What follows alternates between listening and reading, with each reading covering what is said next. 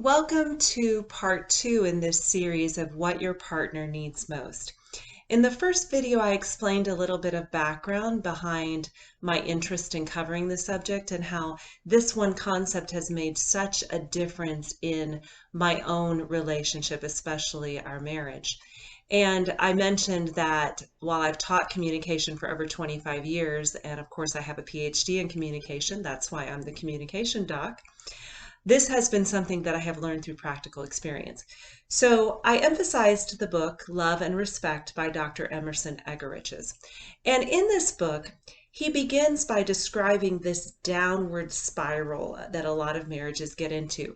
Now, I mentioned that this book was given to us as a gift for a wedding present, and we started reading it shortly after we were married.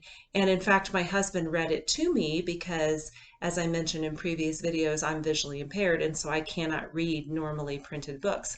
So as the book starts out describing this vicious spiral that a lot of marriages get into, I remember thinking, but we're just newly married. We don't have all these problems. But we kept reading, and as I said, the concepts have been so helpful in enabling us to continue through difficult times in our marriage. So Dr. Eggerichs proposes that there are two aspects, and they are the title of the book, love and respect.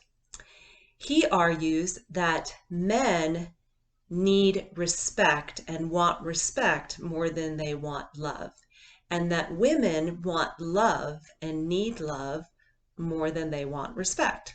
So that's the simple answer to your question. What does your partner need most?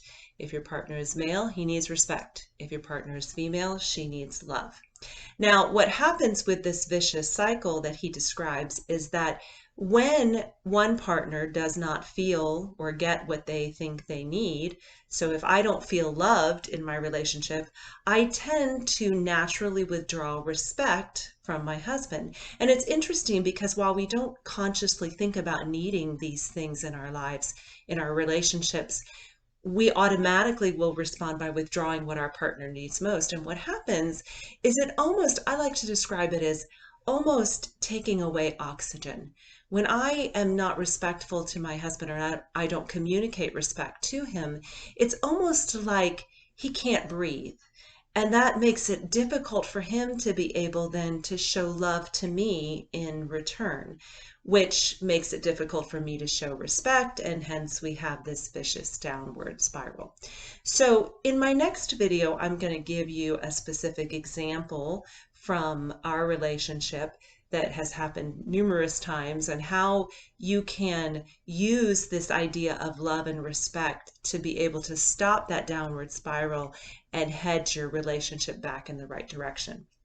Until my next video, I'm the Communication Doc. Please subscribe and share with your friends, and please comment. I would love to hear from you and see what topics you would like to have addressed in your relationships.